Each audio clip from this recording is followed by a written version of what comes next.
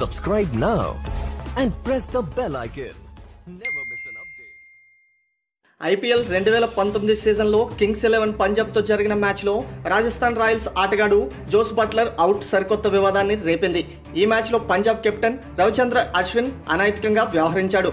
జైపూర్ వేదికగా సోమవారం జరిగిన మ్యాచ్లో రాజస్థాన్ ఓపెనర్ జోస్ బట్లర్ని మన్కండింగ్ అవుట్ చేశాడు. దీంతో కాసేపు మైదానంలో ఉద్రిక్త వాతావరణం చోటు చేసుకుంది. బట్లర్ అవుట్ తర్వాత ఒత్తిడికి గురైన రాజస్థాన్ రాయల్స్ ఆఖర్లో కేవలం 16 పరుగుల వ్యవధిలోనే 7 వికెట్లు కోల్పోయి మ్యాచ్ను చేజార్చుకుంది. మ్యాచ్లో అశ్విన్ తీరుపై నెటిజన్లు మండిపడుతున్నారు. 12 ఏళ్ల ఐపీఎల్ చరిత్రలో ఇలా ఓ బ్యాట్స్మన్ని అవుట్ చేయడం ఇదే తొలిసారి. రాజస్థాన్ ఇన్నింగ్స్ 13వ ఓవర్ చివరి బంతికి ఈ ఘటన జరిగింది.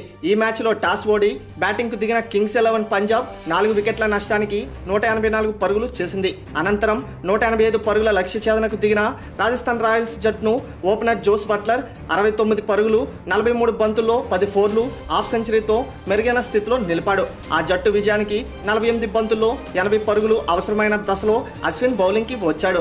అశ్విన్ బంతి వేయబోయే సమయానికే బట్లర్ క్రీజ్ వదిలి కాస్త ముందుకు వచ్చాడు. ఇదే అదనుగా బౌలింగ్ని నిలిపివేసిన అశ్విన్ వెనక్కి వచ్చి బెయిల్స్ అప్పీల్ చేశాడు.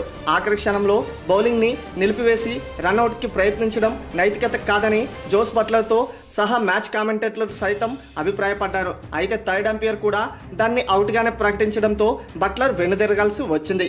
కానీ అశ్విన్ అనైతికంగా వ్యవహరించాడని కాసేపు మైదానంలో గొడవ చేసిన బట్లర్ తిట్టుకుంటూనే పెవిలియన్కు వెళ్ళాడు. ఈ క్రమంలో ఇద్దరి మధ్య తీవ్ర వాదోపవాదం కూడా చోటు చేసుకుంది.